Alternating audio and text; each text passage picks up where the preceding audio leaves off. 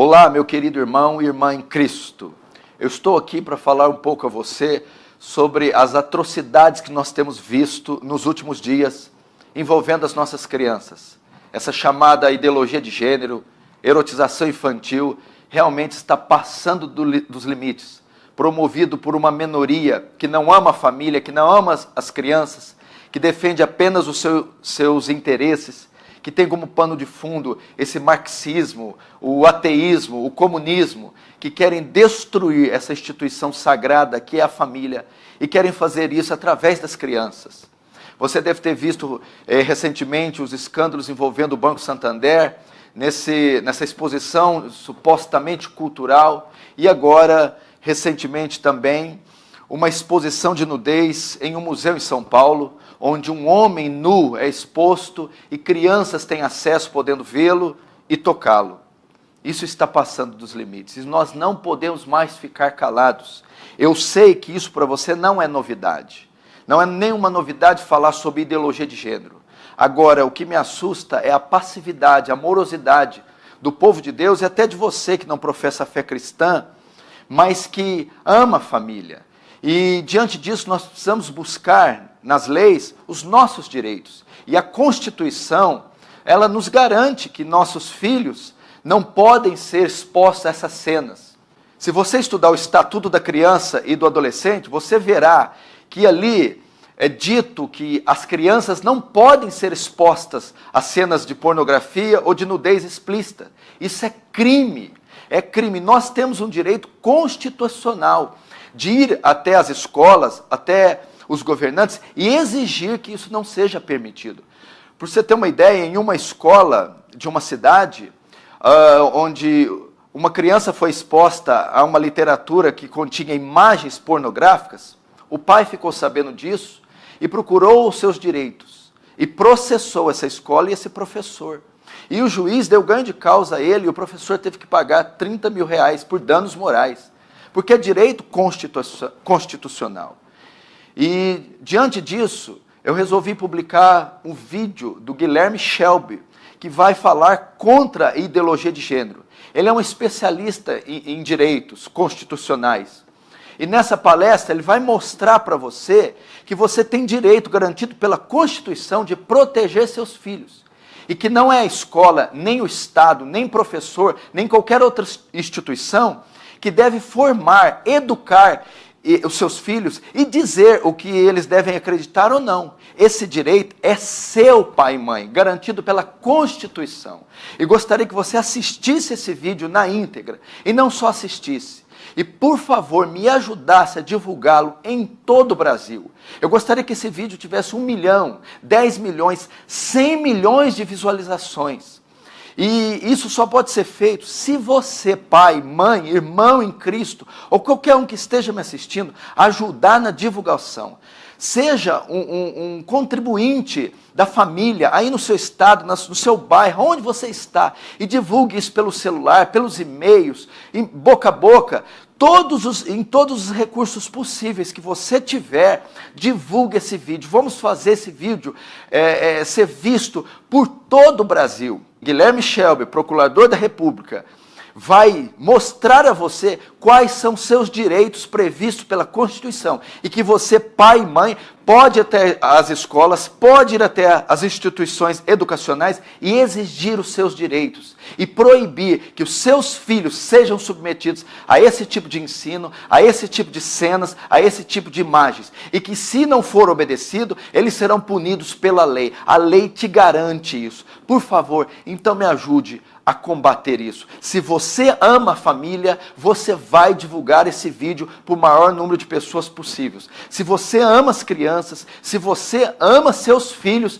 você não vai ficar parado, você vai à luta. Você pode estar me perguntando, pastor, mas o papel da igreja, de um homem de Deus, de um pastor, não é só pregar o evangelho, é pregar o evangelho, mas não é só pregar o evangelho, é pregar o evangelho e garantir o direito da Constituição. Se alguém rouba o seu carro, você não vai orar por isso, você vai acionar as autoridades, você vai chamar a polícia. Se alguém infringe a lei e quer deturpar a mente dos seus filhos, você não vai chorar e jejuar. Você vai acionar as autoridades, você vai exigir os seus direitos para que essas pessoas sejam punidas pelas leis garantidas pela Constituição.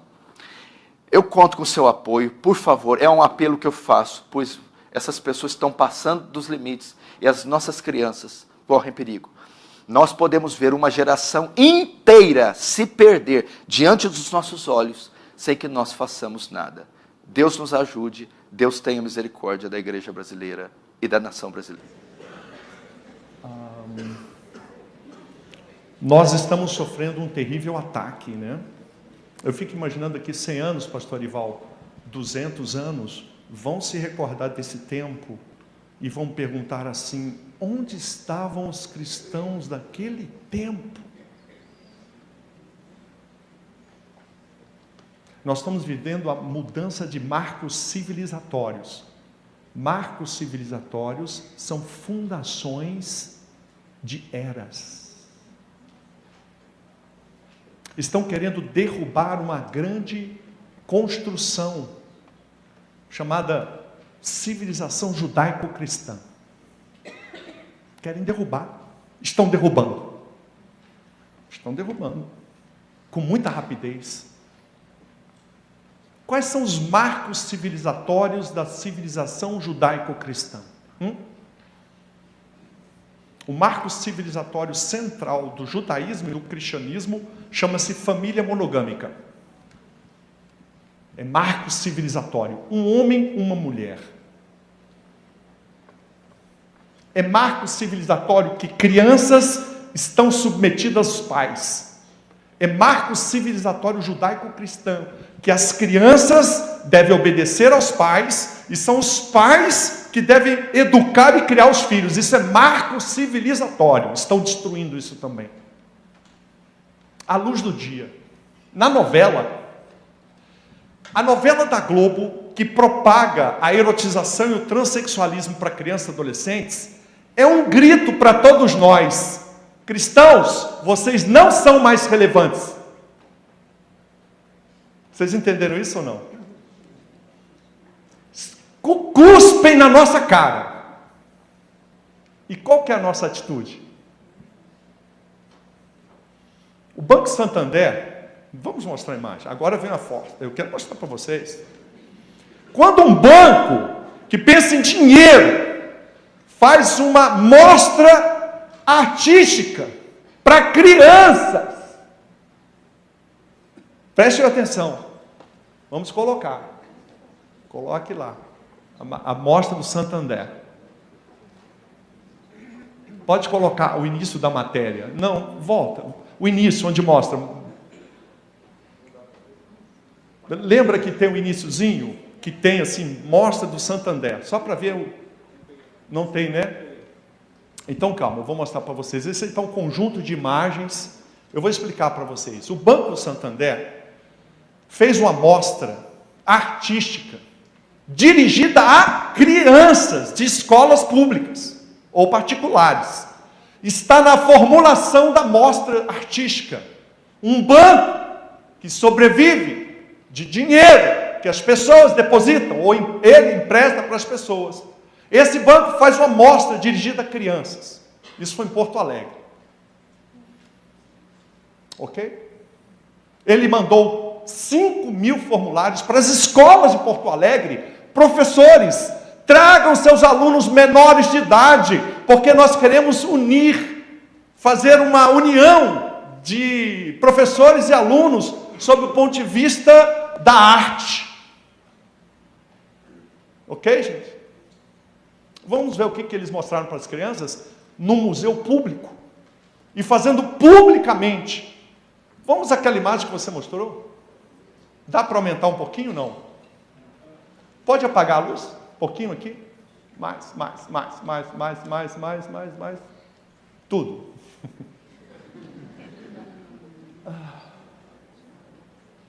Aí você tem prática de sexo anal. Querem que eu mostre? Não, né? À direita embaixo. sexo oral, órgãos genitais, masturbação, uma grande tela erótica.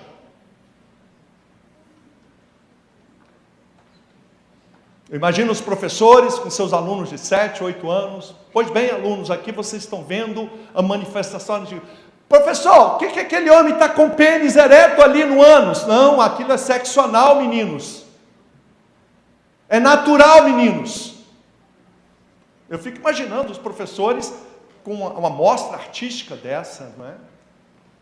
Você imagina seu filho aí? Não. Mas ele está vendo isso. Isso é só uma mostra pública do que seus filhos estão vendo na escola. Vamos ver outra imagem? Não, mas... Aí, ó, criança viada, criança travesti. Aí eles dizem para os alunos, olha, um menino pode ser gay, menino de 6, de 7, e isso é um estímulo para dizer, olha, tem crianças viadas. Vamos ver outra imagem? Aí, vocês vão ver, aí, bom, pênis ereto, nu masculino, induzindo a homossexualidade, mostra artística. Podemos ver outra imagem? Aí eles fazem, zoam, zoeira com Jesus Cristo na cruz. Vilipendiam um símbolo religioso relevante. E aqui não se trata, podia ser Maomé, podia ser Gandhi, podia ser qualquer referência religiosa, qualquer um. Aí no caso é Jesus Cristo. Pode acender a luz. Volte para as imagens iniciais. Por que vocês acham que um banco faria uma amostra pública com pedofilia? Eu não quis mostrar para vocês sexo com criança, crianças sendo penetradas por adulto, sexo com animais. Por que vocês acham que os seus filhos estão vendo isso na sala de aula? É uma pergunta, não é? Mas o que eu quis trazer para vocês, pode agora tirar essas imagens e colocar as minhas. O que nós estamos assistindo, pastor Ival, é um banco, e os bancos são os anunciantes dizendo, cristãos, vocês não são mais relevantes.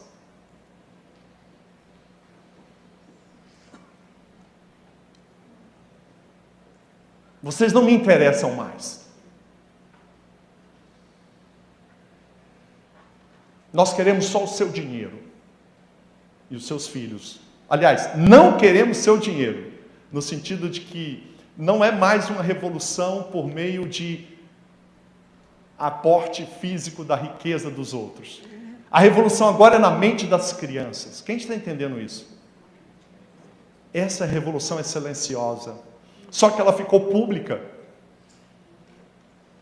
Tudo isso que eu mostrei é ilegal. Por que é ilegal? Porque nós temos o Estatuto da Criança e Adolescente que diz: imagens de órgãos sexuais, imagens de relações sexuais são impróprias para a criança, é pornográfico. O artigo 241E do Estatuto da Criança e Adolescente diz: essas imagens não podem ser apresentadas a crianças e adolescentes. Quem está entendendo? Há leis no Brasil. O artigo 218A é categórico. Quando há uma finalidade libidinosa, é crime até.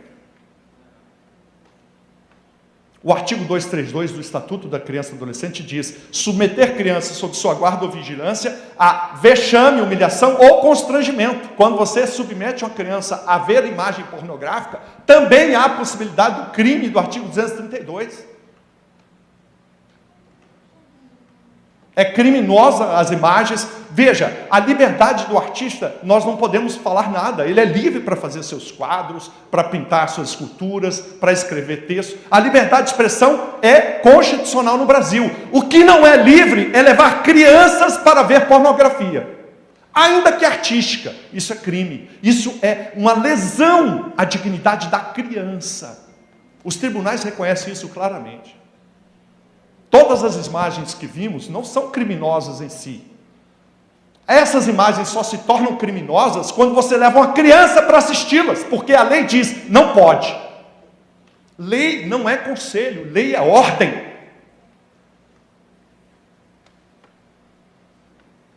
Mas eles vão fazer isso mesmo assim. E vão continuar fazendo isso. Porque os homens e mulheres de bem se calam. O que acontece com a mulher se, passando por uma rua, recebe uma mão em um lugar que não gostaria? E, ao invés de reagir, ela se cala. O que acontece com essa mulher? Se na segunda vez que ela passa por ali, o agressor agora vai fazer algo mais, ele vai ser mais agressivo no contato com as mãos. Ela de novo faz de conta que não viu nada e vai embora. Aí numa terceira vez, ele agora beija forçadamente. Ela resiste, mas de novo ela não faz nada. Finalmente, na quarta, quinta, sexta vez, ocorre o estupro. Imagine essa mulher na delegacia. Ela resistiu? Não. Como é que a gente resiste? Como vocês acham que uma pessoa normal, uma mulher normal, deveria reagir a primeira vez que passa a mão nela? Você falaria assim: por favor, o senhor faria a gentileza de não passar sua mão no meu corpo? É assim, gente? Me dê uma ideia.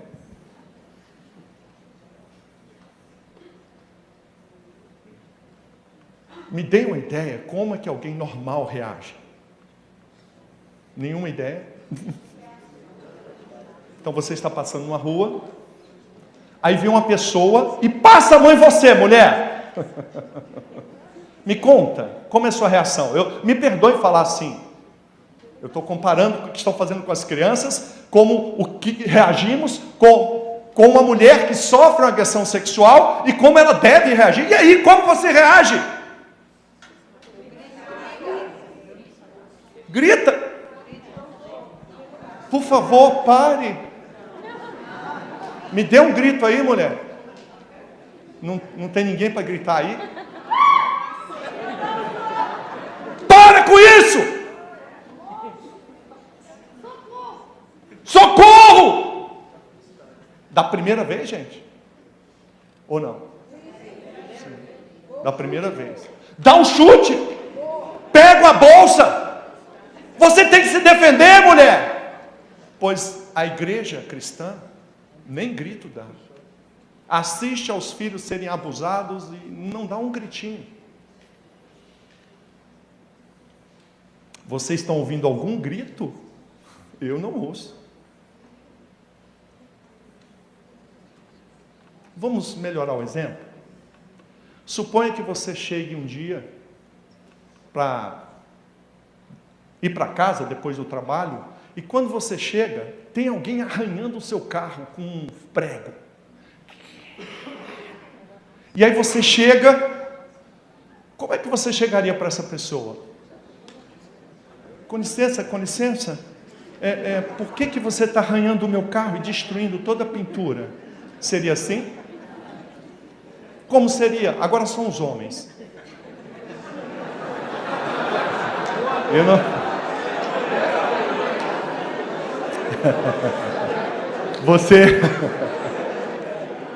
Você está vendo seu carro e tem lá um cidadão arranhando assim. Então, homens, tem homem aqui, não tem? Tá. E aí, homem? Não, vamos tentar conter os ânimos. Não, brinca comigo, gente. Vocês não estão conseguindo brincar, hein? De fato, você está chegando e tem alguém arranhando o seu carro. No mínimo, você vai ter que atitude? Um grito?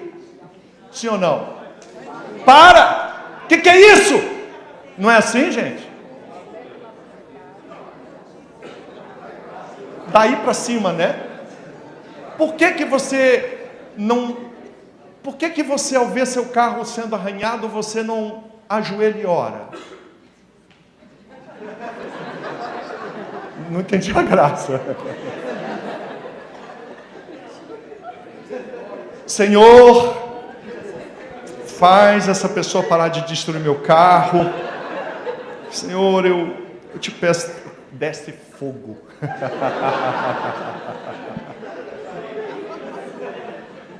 Por que a gente não ora?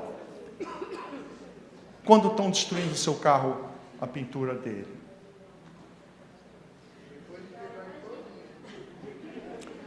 Você quebraria ele, mas perceba.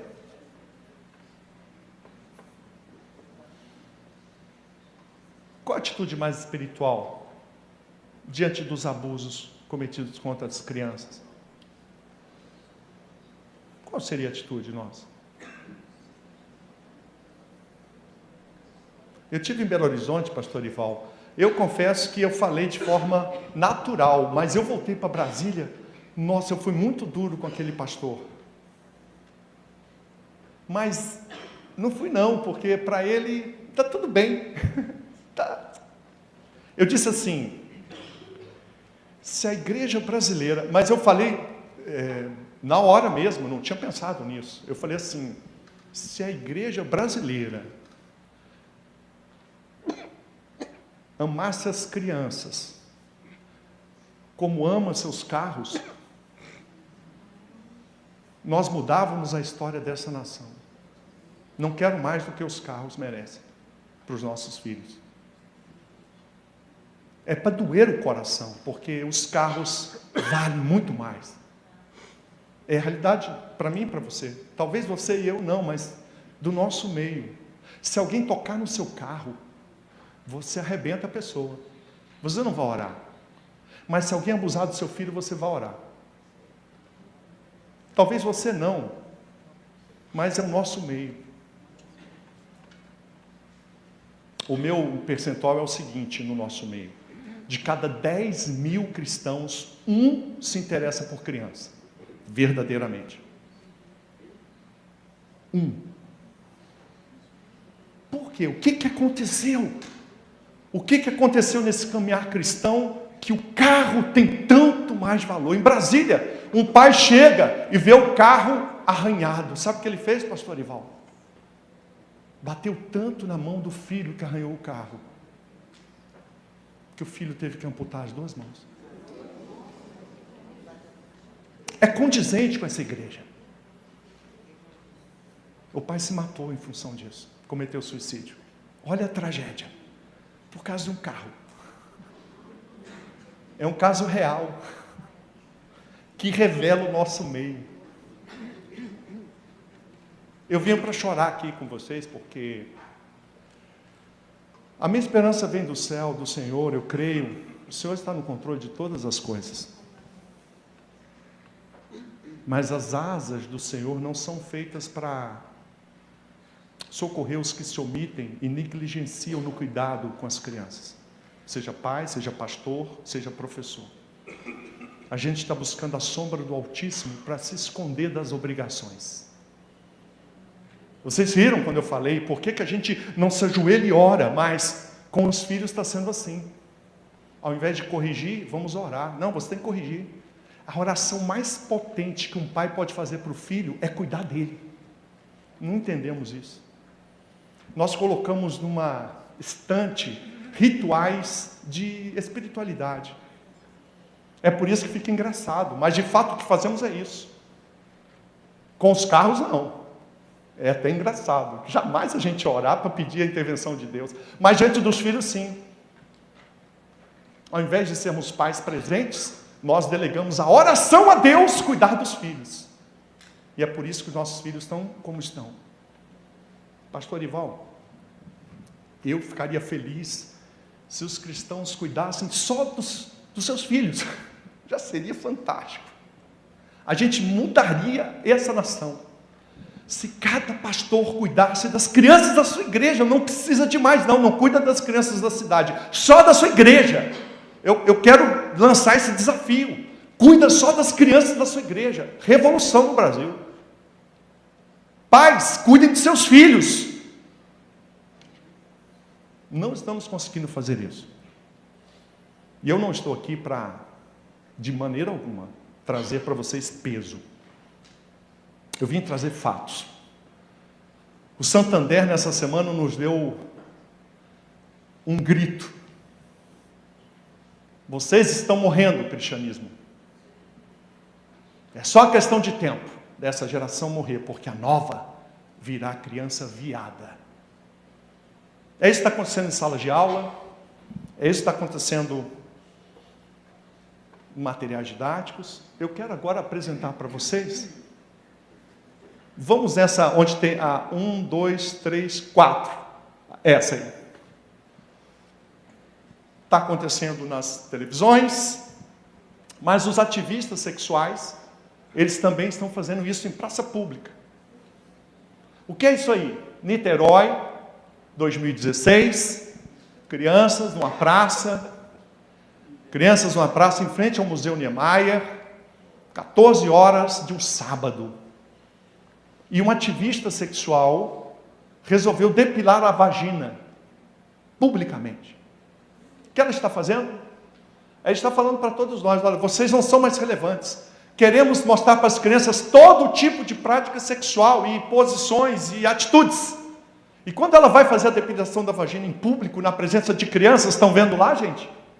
São os nossos filhos lá, olha seu filho lá dentro, ó. Quem está vendo seu filho lá? A gente não consegue ver nas crianças, os nossos filhos, na verdade, estão bem protegidos, doutor, não estão? Com quem que seus filhos vão ser amigos? Com quem que eles vão conviver? Os seus netos? Já parou para pensar? Estão lá. Acontece que isso aí é um crime, está no artigo 234 do Código Penal. O Código Penal diz que se você fizer uma representação teatral ou de qualquer natureza, de caráter obsceno em público, é crime. Sabe o que devia ter ocorrido aí, gente? A prisão dessa ativista. E por que não fizeram isso? Porque não tinha uma pessoa de bem com coragem.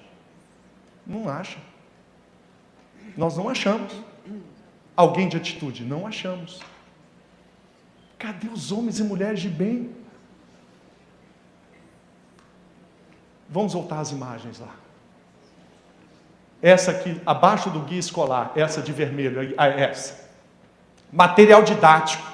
Meninos de 10 anos recebem essa imagem num dos seus livros de ciências sociais. Uma ativista sexual com pênis de borracha como colar. Qual era a pedagogia? Os alunos deviam escrever o que estão vendo. E por quê? Isso é material didático do MEC, tá, gente? Olha lá, vamos lá. Próxima imagem. Vamos abaixar um pouquinho. Não, volta. Aqui, essa da... essa. Muito bem. Agora, saúde também. Você vai com uma filha de 8, de 7, de 10 aninhos, num local no hospital ou no centro de saúde. O que ela recebe sem você saber? As crianças estão recebendo esse tipo de material. Pênis ereto introduzido na vagina. Tem imagem aí pornográfica. Isso é que está sendo feito nas escolas, isso é feito em público. Volta lá. Guia escolar, tá vendo? Esse guia escolar, aí. Eu vou finalizar com isso aqui. O guia escolar é um material do MEC, orientando professores sobre a prevenção do abuso. Olha que interessante. Presidência da República, Secretaria Nacional de Direitos Humanos, Ministério da Educação, timbre lá, federal, ó, brasão da República. É um guia de orientação, parece coisa boa, né, gente? Mas olha o próximo slide, para frente. Aquele ali, isso. Olha o que está nos documentos do MEC sobre crianças e adolescentes. Item 5. Crianças e adolescentes têm direito ao prazer sexual.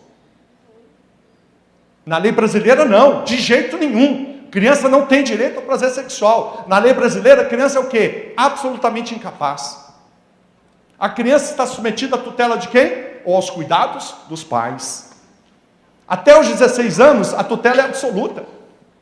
Mais do que isso, a criança deve ser protegida de qualquer estímulo à erotização. Tanto que você apresentar imagens de masturbação, sexo oral, coito anal, ou relação sexual, ou órgão genital à criança, é ilícito no Brasil. Artigo 78 do Estatuto da Criança, artigo 79, e os outros que eu já citei. Mas os documentos do MEC não obedecem à lei. Estão dizendo o quê? Criança tem direito ao prazer sexual. Sabe quem mais diz isso? O movimento pedófilo internacional. Um dos fundamentos para se legitimar sexo com crianças, dizem os pedófilos organizados, é dizer que elas, crianças, têm direito ao prazer sexual. Então o pedófilo, quando mantém relação com a criança, relação íntima, ele está exercendo um direito da criança. Os pedófilos dizem mais. As crianças devem ter autonomia de vontade. Outra violação do Código Civil e da Constituição Brasileira, mas está lá nos documentos dos pedófilos e do MEC. Criança tem autonomia de vontade.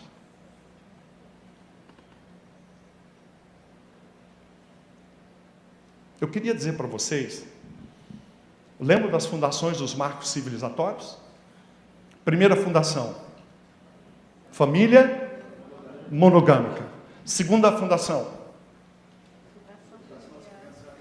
a educação das crianças cabe aos pais. Crianças estão submetidas a quem? Aos pais. Quem incumbe criar e educar os filhos?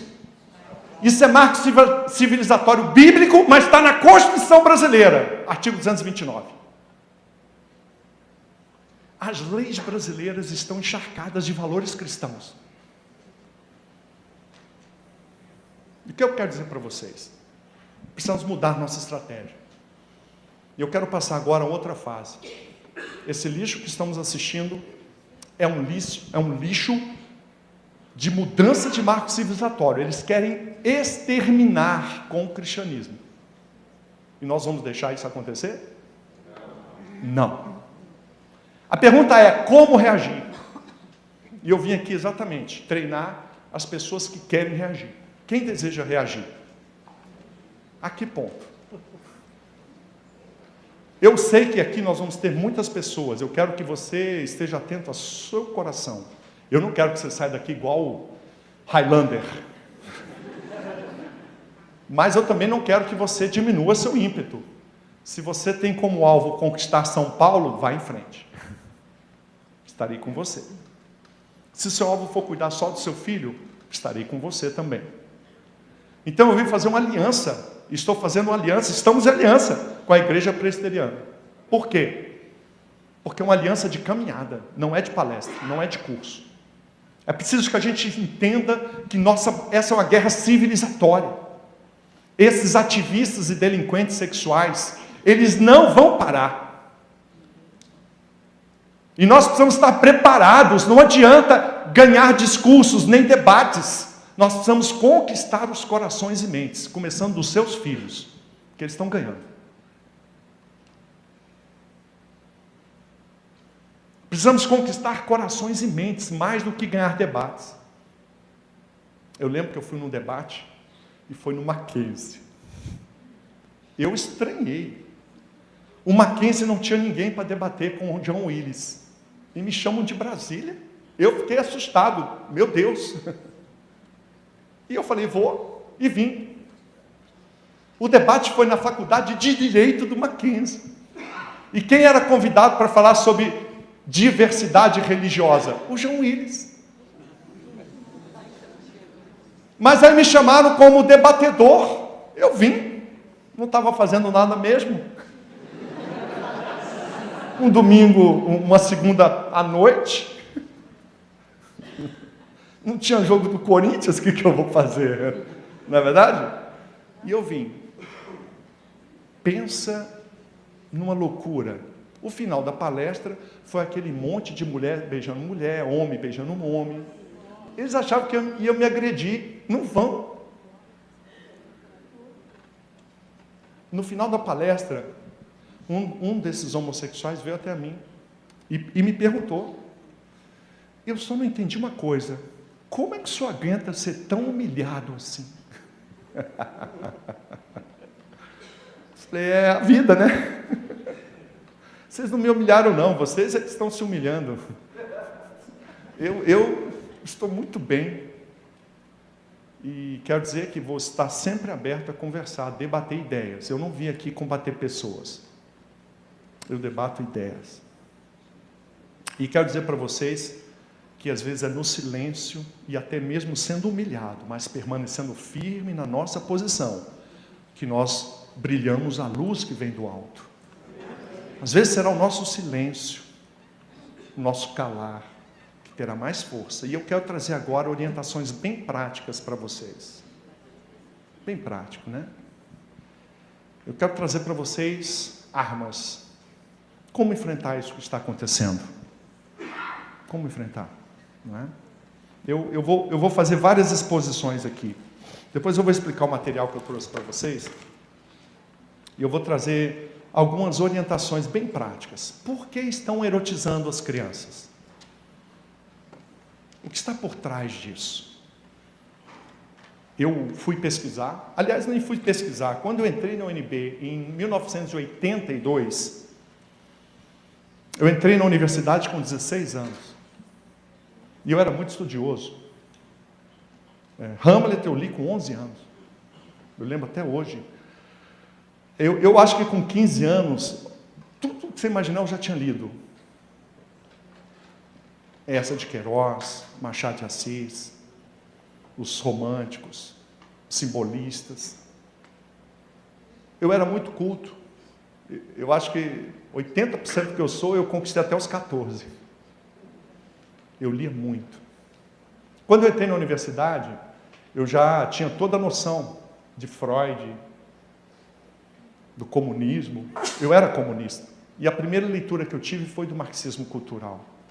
Então, tudo isso que eu vou falar para vocês, eu estudei com 16 anos.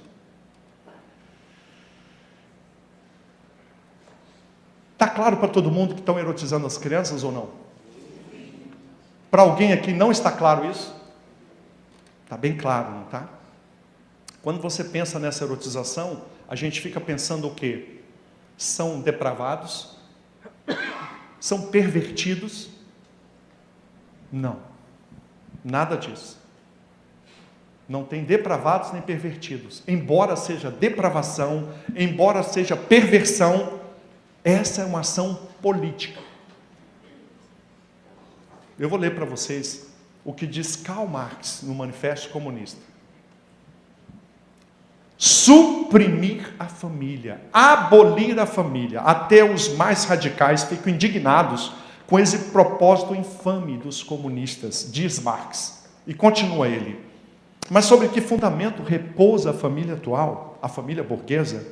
Sobre o capital, sobre o ganho individual.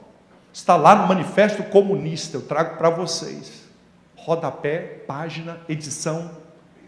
Entende? Repita comigo. Abolir a família. Está no sistema operacional do socialismo. Quem entendeu isso? Está no Manifesto Comunista. Suprimir a família. O que é suprimir? Abolir, destruir, acabar. E ele explica por quê. Em um velho manuscrito, redigido em 1846, encontro a seguinte frase: a primeira divisão do trabalho é a que se fez entre o homem e a mulher para a procriação dos filhos. A primeira divisão do trabalho é a que se fez entre o homem e a mulher para a procriação dos filhos. Hoje posso acrescentar: a família monogâmica é o primeiro antagonismo de classes que apareceu na história. É a primeira opressão de classes em que o homem explora a mulher. É assim que o socialismo e o comunismo veem a família monogâmica. Um homem com uma mulher. Exploração da mulher pelo homem. Antagonismo de classe. Como destruir a família? Ele não diz como. Passou mais ou menos 70, 80 anos. 1940, 1950. Surge uma escola chamada Escola de Frankfurt. Socialistas, marxistas, debruçados sobre a ideia original de Marx. destruir a família. A família é a primeira forma de exploração. Família monogâmica. E Herbert Marcuse desenha um projeto. O seu livro chama-se Eros e Civilização. Olha o que Herbert Marcuse diz. A força plena da moralidade civilizada foi mobilizada contra o uso do corpo como mero objeto, instrumento de prazer. Tal coisificação era tabu e manteve-se como infeliz privilégio de prostitutas, degenerados e pervertidos. Continua ele. Marcuse propõe que todo o corpo se transforme em mero instrumento de prazer. É preciso deixar crianças, adolescentes e jovens livres para todas as práticas sexuais. Eu vou repetir. Marcuse diz no livro: é preciso deixar crianças, adolescentes e jovens livres para toda a prática sexual que desejarem fazer. Marcuse exemplifica. Permitam que crianças, adolescentes e jovens façam sexo com animais. Bestialismo. Lembra da zoofilia? Eu não mostrei, mas lá no Santander, na exposição do Santander, tinha cena de sexo entre homem e animal. Bestialismo. Marcuse continua. Permitam que crianças, adolescentes e jovens façam sexo com cadáveres. Necrofilia. Ele dá um recado para os pais. Pais, mantenham intimidade sexual com seus filhos menores. Incesto. Está no livro dele. Ele escreveu Eros e Civilização. E para que isso tudo? Diz ele. A erotização de crianças, adolescentes e jovens levará à desintegração das instituições em que foram organizadas as relações privadas. E finaliza. Ao erotizar crianças, adolescentes e jovens, vamos destruir a família monogâmica patriarcal. Fecho aspas. Erotizar crianças é um projeto do socialismo cultural para destruir a família monogâmica. Está nos livros. Livros contra livros eu não faço nada, eu leio e reflito. Precisamos conhecer isso melhor. Eu fiz aqui um resumo, é claro. Mas pastor Arival, como seria bom se os cristãos lessem isso? Porque eles iam ver que não é para combater socialista, é para combater a ideia do socialismo. É para combater o socialismo como ideia, porque ele é antagônico ao cristianismo. É antagônico à civilização, até à biologia. Está no livro deles. Erotizem as crianças e adolescentes e jovens para destruir a família. Por que destruir a família?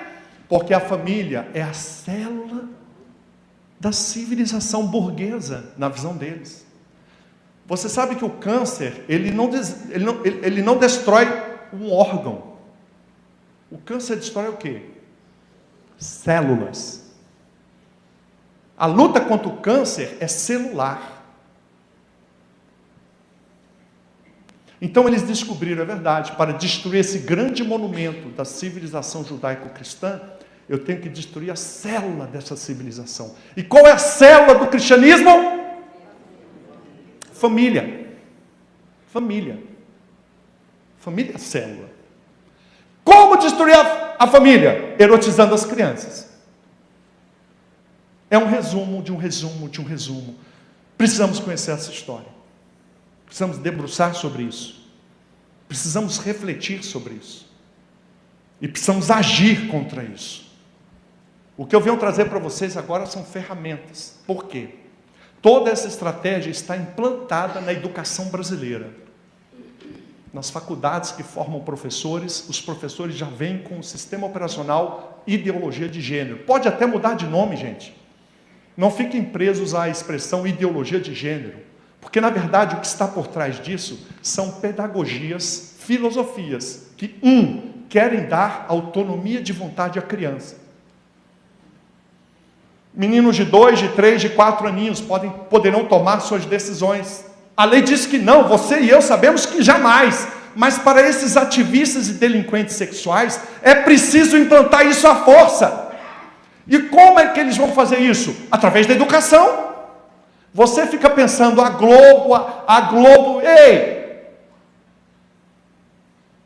O nosso maior problema são as escolas, salas de aula, porque lá o menino não pode levantar nem desligar o professor com controle remoto. O menino é obrigado a estar lá dentro, e você não está lá, está? Os pais estão com os filhos na escola? Não. E eles elegeram exatamente a sala de aula, porque os filhos não estão na presença dos pais. E eles não vão apresentar todo esse lixo que eu apresentei de erotização nessa forma, não. Eles põem um verniz. Qual é o verniz? Vamos combater a homofobia, vamos combater o preconceito e discriminação, vamos dar aula de educação sexual. É só um verniz. De fato, o que estão fazendo é isso que vimos aqui. Apresentando os temas da sexualidade adulta a crianças. É ilegal. Viola o Código Penal, viola o Estatuto da Criança. Sabe o que aconteceu com a igreja? Isso não é espiritual. Esse é o nosso problema. Tudo que eu estou falando aqui, eu concordo. Todos dizem, é mesmo, nossa, interessante. Mas, na verdade, agora vem uma crítica ao nosso pensamento teológico, talvez. É espiritual defender crianças? A que ponto? O problema é a proporção. Qual é a prioridade? O inimigo elegeu as crianças como alvo único da sua ação revolucionária. Tudo está concentrado em sala de aula e na mente das crianças. Tudo é mídia, erotização das crianças, é Anitta, Beyoncé, erotizar. E nós da igreja? Nós estamos aí com muitos projetos, não é verdade?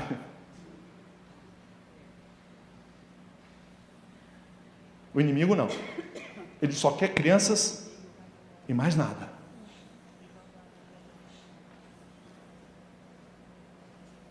O projeto deles está funcionando. Eles estão progredindo. Eles são a faca quente na manteiga e nós somos a manteiga. Aliás, os nossos filhos e netos. Então há um problema teológico. Porque se não vemos espiritualidade em cuidar dos filhos, é um problema. Então é necessário uma reflexão, talvez agora seja coisa de pastores mesmo, das lideranças. Por que nos calamos diante do sacrifício público das crianças? Por que vamos orar ao invés de marchar?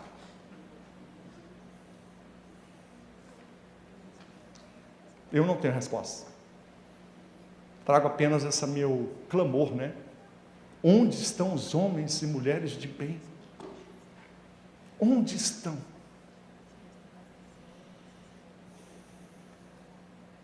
Para aqueles que querem agir, eu creio, eu digo isso para vocês, que eu digo para o Brasil.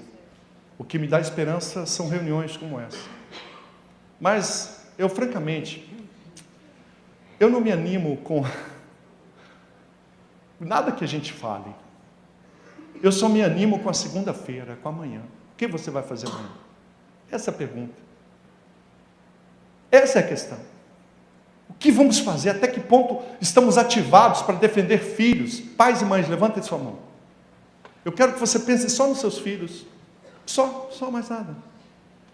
E eu quero dar orientações bem concretas. Bem concretas. Eu quero que todos vocês leiam o material, tá? Eu trouxe o material, vou falar no final. Não dá para a gente enfrentar pessoas sem treinamento. Os nossos adversários têm treinamento, têm argumento. Eles estão tudo fechadinhos com os outros. A gente não vai falar com Bíblia. E a mudança estrutural agora eu vou dizer para vocês qual é. Levante sua Bíblia.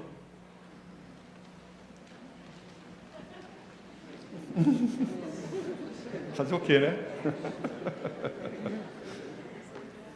Tudo o que esses loucos querem, tudo que eles esperam de nós. Levante aí essa Bíblia, levante aí. Tudo que esses loucos desejam de você e eu, sabe o que é? Que a gente seja cristão nesse debate. Levante a Bíblia. Deus criou o homem e a mulher. Tudo que eles esperam da gente é que você fale de Jesus. Tudo que eles esperam é que você seja um homem de Deus, entre aspas. Eles praticam crimes, eles violam as crianças, eles praticam dano moral contra a coletividade, eles mostram cenas de sexo explícito para a criança, e o cristão, Bíblia, Eles querem isso de você.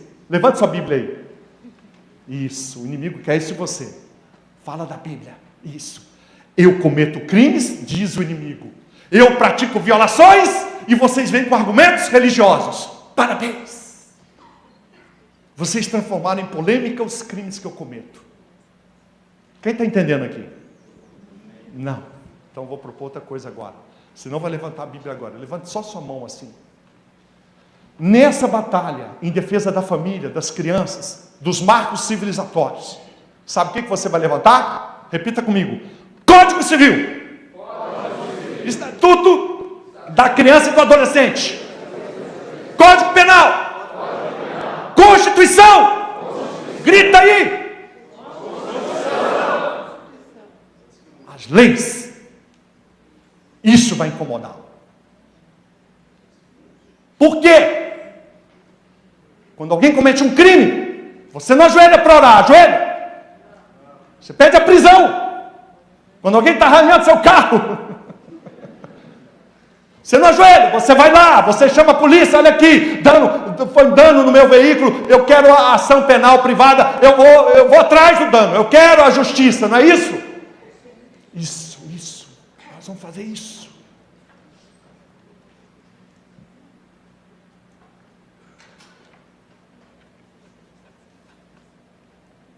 Precisamos mudar a nossa mente.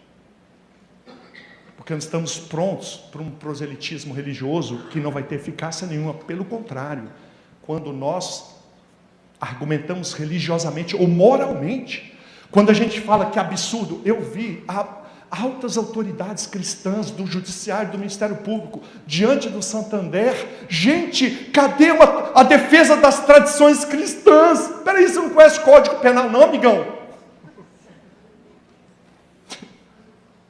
Até a gente é tão treinado por proselitismo religioso.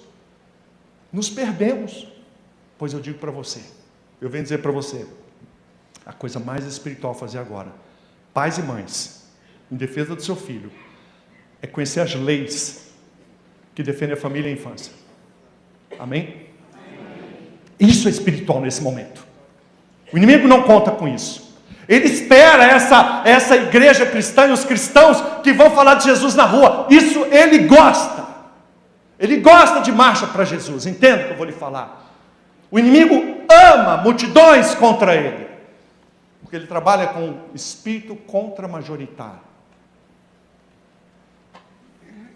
Ele não está preparado para uma família, uma igreja preparada. Não. Eu venho trazer para vocês o seguinte raciocínio. Nessa defesa, veja, não estou aqui, marcha para Jesus ou manifestações públicas dos cristãos, são necessárias, eu acho válidas. Mas nesse tema da família, agora é guerrilha. Nos tornamos minoria agora. Você não percebeu? Somos maioria, mas de fato somos minoria. E precisamos nos preparar para um tempo muito ruim. Eu estava falando hoje para um pastor, o fato de estarmos naufragando não é o pior cenário. A barco salva a vida. Precisamos colocar as crianças neles. Quem está me entendendo? Eu quero preparar você para uma maturidade que não venha dar glória a Deus diante do naufrágio não, tá? Nós estamos tão infantis que precisamos sair daqui com uma homilética adequada, não é verdade? Ou não? Vai dar tudo certo. Não vai dar tudo certo. Estamos diante de um naufrágio iminente.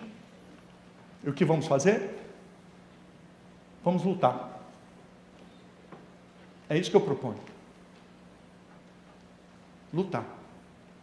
Por quê? Porque já ganhamos essa luta. Ou não? Agora, é preciso que tenhamos uma ação condizente com isso. Não estou dizendo que o naufrágio aconteceu, mas ele está muito próximo. Futebol, tá? Para quem gosta de futebol.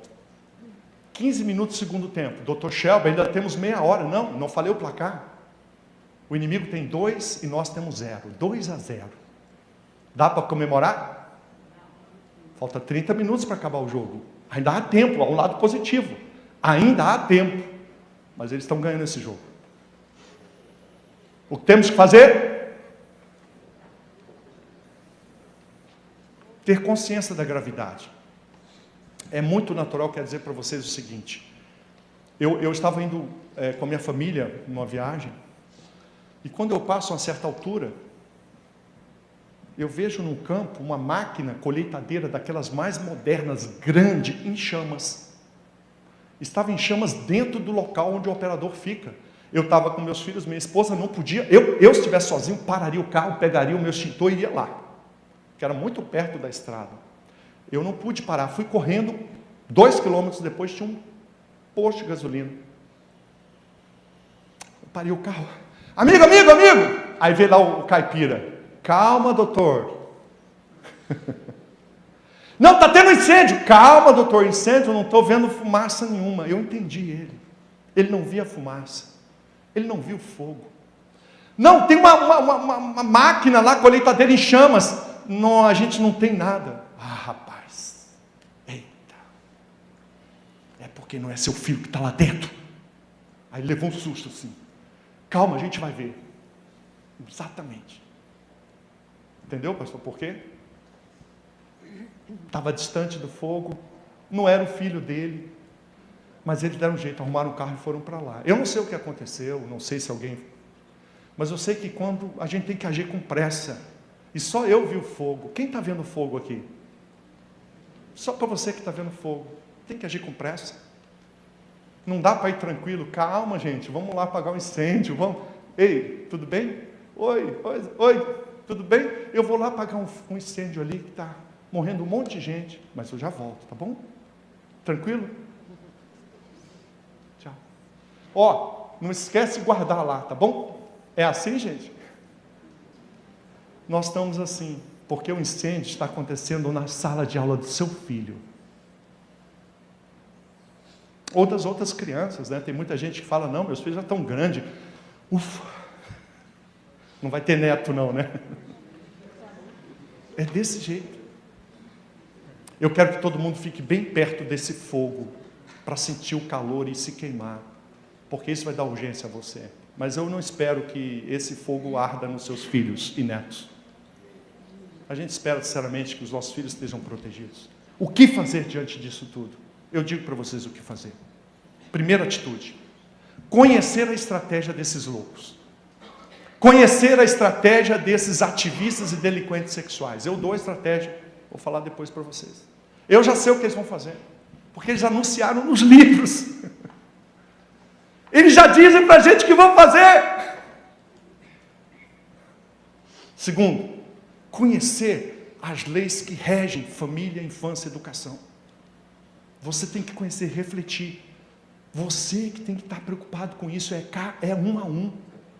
Cada pai, cada mãe. Não é um treinamento rápido, mas também não demorado, mas é uma coisa que exige que você leia. Pais, vocês têm que estar atentos, porque vocês vão argumentar com o professor do seu filho. Vocês vão argumentar com outros membros da sua família que já estão contaminados, sim ou não, gente? Muita gente contaminada no meio da igreja. Teólogos aí falando de marxismo. Como assim, doutor? Destruir a família? Como assim destruir a família? Nesse livrinho aqui eu ponho um menino para discutir com um teólogo aí, que você sabe o que eu estou falando. Sabe o que eu estou falando, né? Homens que conhecem a Bíblia profundamente, mas contaminados pelo marxismo dentro do coração. Conhecer. Segundo, o seu filho precisa ter, até uma criança de 4 anos, tem argumentos para você passar para ele. Ensinar para a criança, primeiro lugar, a biologia. O alvo central para as crianças é conhecer a verdade biológica. Um menino e uma menina, aos 2, 3 aninhos, que vão conhecendo a biologia, já estão sendo vacinados contra a erotização. Por quê? Porque eles vão saber o que é o ânus, eles vão saber que tem que lavar a mãozinha, depois tocar no ânus, eles vão saber que ninguém pode tocar no ânus deles, sim ou não, gente? Sim. Tem que falar para os meninos! A intimidade de uma menina, tem que falar para os nossos filhos e netos, de uma forma cuidadosa. Não é para chegar agora, você vai chegar à noite, meu filho, vem aqui. Os últimos 5, 7 anos eu não falei nada, Então olha aqui, ó, pornografia, pênis na vagina, pênis no ânus, você não pode deixar isso, não vai fazer isso. Porque a nossa pedagogia é fantástica. Não vai fazer isso. Mas uma criança de 2 anos já pode aprender. Vai no zoológico, a primeira aula. Eu dou aqui a orientação para vocês. A primeira aula de educação sexual é no zoológico. Papai, só tem macho e fêmea. Isso. Leão e leoa. Papai e mamãe. Isso. E aquele elefante lá, eu não vejo. Macho e fêmea. Papai, só tem macho e fêmea? Sim, só macho e fêmea. Não tem macho e macho? Não tem. Nem fêmea com fêmea? Não tem. E olha, gente, todo o respeito aos gays, lésbicas, travestis, todo o respeito. As pessoas são livres para terem suas opções sexuais livres. Glórias ao Senhor. As pessoas são livres. Dê liberdade às pessoas, por favor. Agora, crianças não são livres. Crianças são absolutamente incapazes, precisam de orientação, de referenciais. E precisamos ser nós a dar primeiro esse referencial para o filho. Sabe quem está dando esse referencial? Anitta. Anitta está sendo a maior ministradora das crianças das igrejas. Só você não sabe. Chega em casa, põe um gravadorzinho e vai ver o que seus filhos estão ouvindo e cantando. Justin Bieber, Katy Perry, I Kissed a Girl. A menina cantando que beijou a menina. Comece pela sua casa. Por que roupas? Por que brinquedos? Tudo isso é fundante no fortalecimento da identidade biológica de sexo. Precisamos ter esse argumento no nosso raciocínio. Você não vai conquistar isso, você vai aprender, conversar com as pessoas e gerar o conhecimento. Por que banheiros masculino e feminino? Está tudo explicado. É que a criança, o adolescente, precisa de referenciais. Se ele não tiver referenciais, é uma violação do direito da criança. Então, quando nós colocamos roupa de menino em menino, é porque menino é diferente de menina. Sim ou não? Sim. Precisamos ter os argumentos. Eu trago os argumentos. E precisamos ministrar nos nossos filhos, porque eles precisam ser protegidos primeiro. Não estão sendo protegidos. Precisamos alcançar a escola dos nossos filhos. Os professores, os diretores, quem lida com nossos filhos tem que ter formação. Muitos pais fazem o serviço, eles cuidam bem dos filhos, mas quando no final de semana vão a algum lugar, deixam com a cunhada. E é só forró calcinha preta. Então funciona assim. Você de segunda a sexta, o menino só é doutrinado e está cuidado, mas no sábado de manhã inteira é calcinha preta. É uma janela na mente da criança. E com a nossa autorização. É um irmão da gente que a gente deixou o filho.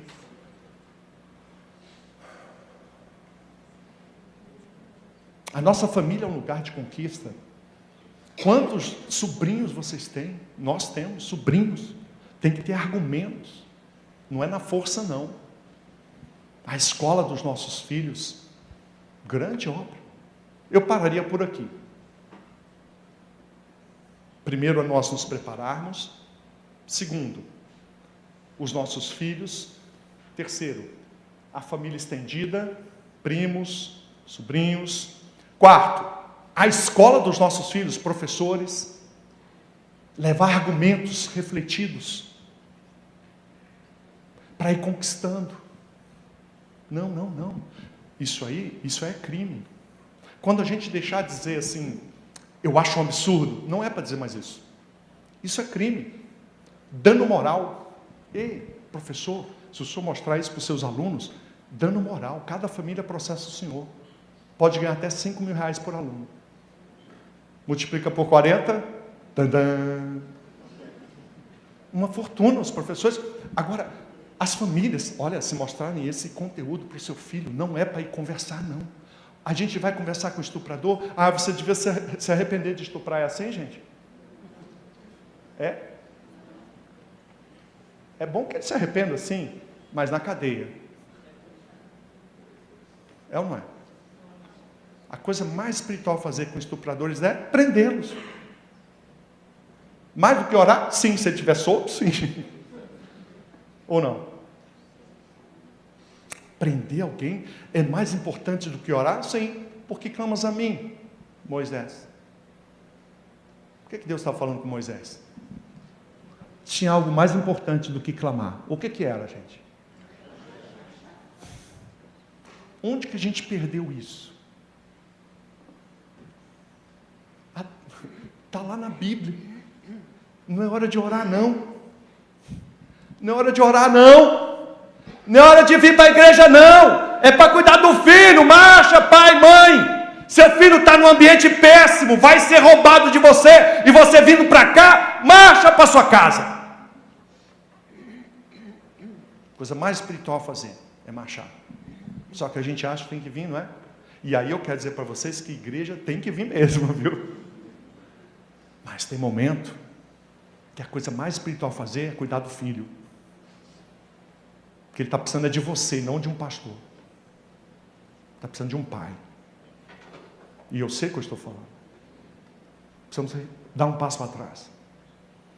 Retornar ao lugar onde caímos. Eu creio, e eu trago para vocês relatos de todo o Brasil. São dezenas de casos. São muitos casos de sucesso. E eu tenho certeza, havendo a mobilização, quem não é de São Paulo, quem é de outra cidade? Que cidade? Mogi das Cruzes. Pode falar. Jacareí. Santos. Recife. Itacoacetuba. São Bernardo. Santana do Parnaíba, já estive lá. Osasco. Juazeiro na Bahia. Gente, eu quero dizer para vocês o seguinte. Essa luta será cidade a cidade. Cidade a cidade. As crianças são ensinadas, o ensino infantil é municipal, o ensino fundamental 1 é municipal, o ensino fundamental 2 é municipal, o ensino que cuida de crianças é municipal.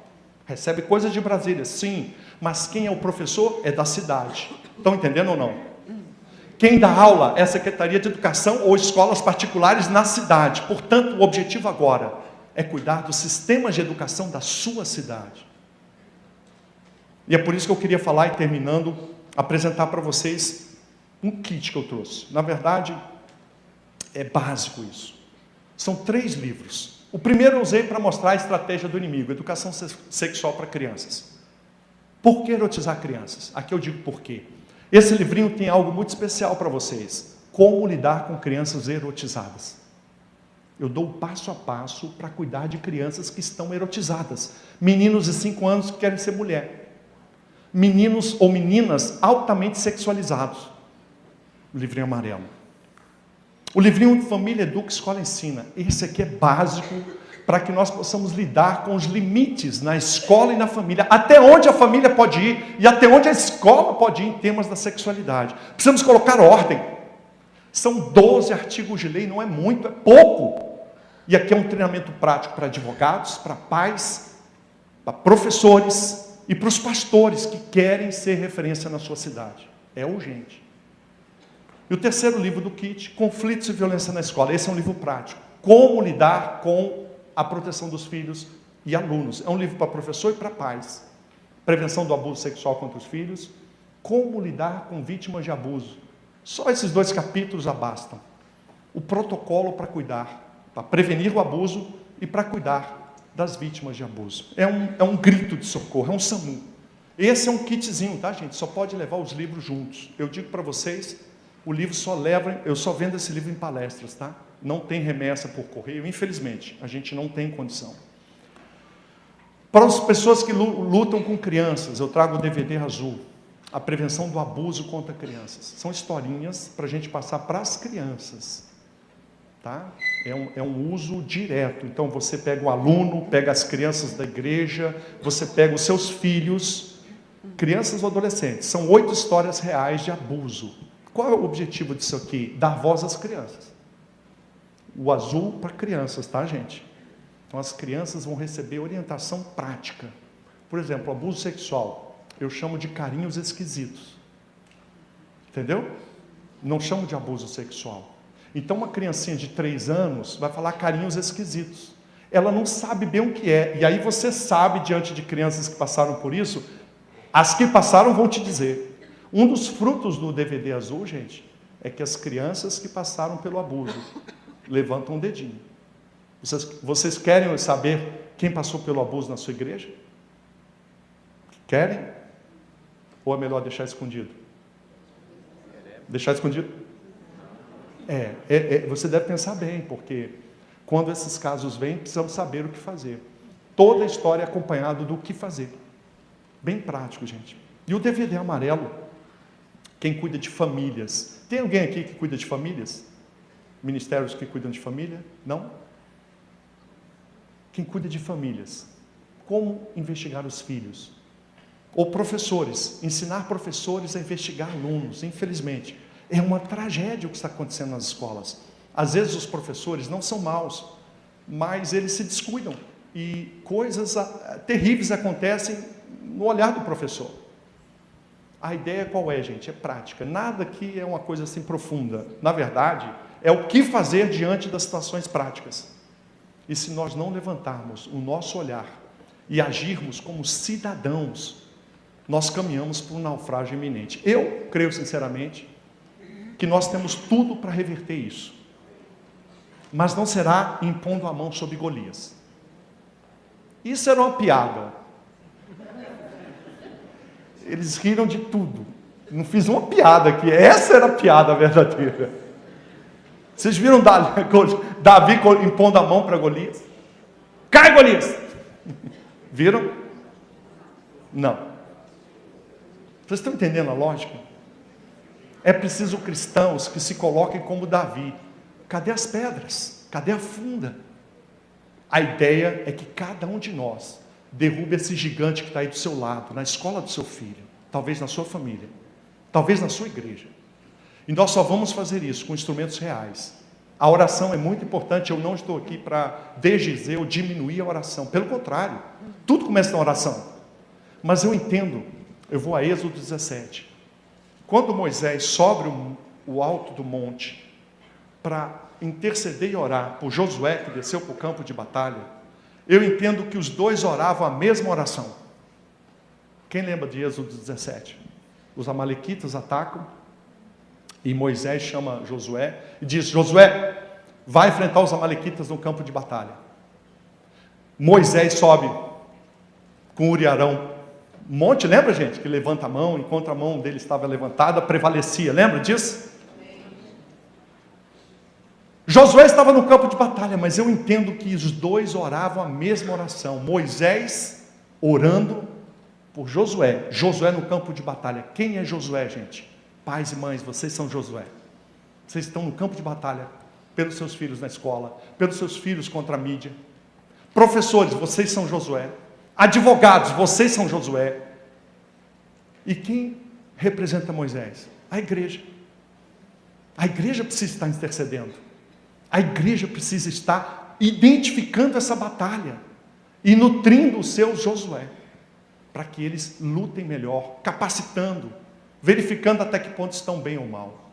Essa é a minha visão de uma batalha que eu creio que nós somos chamados para isso, para lutar. Eu creio que nós estamos preparados, que nós temos pessoas que têm capacidade, mas precisamos avançar. Não podemos nos acalmar porque simplesmente o inimigo parou de atacar, não é assim. Agora nós vamos retomar o que ele subtraiu de nós. E eu proponho isso para todos nós, para a igreja cristã, que ela se levante, que mulheres, vocês se levantem, pais e mães, vocês se levantem. É um a um, gente. Não esperem grande coisa de Brasília. A vitória virá da sua cidade, da sua igreja, da sua família. Acredite, é família a família. Cada um de nós fazendo a sua parte. E nós vamos reverter esse quadro. Eu creio. Obrigado, gente. Antes de você fechar o vídeo, eu tenho um recado muito importante para você. Talvez você assista os vídeos do canal há muitos anos e ainda não é inscrito. Então, eu te convido agora mesmo a se inscrever. Basta você clicar no botão vermelho aqui embaixo do vídeo e inscreva-se. E para você receber novas notificações de novos vídeos do canal, acione o sininho que está à direita deste botão. E se você gostou desse vídeo, clique em gostei e ajude o canal Defesa do Evangelho a alcançar mais pessoas para que possam ouvir o verdadeiro Evangelho. Deus abençoe você e um forte abraço.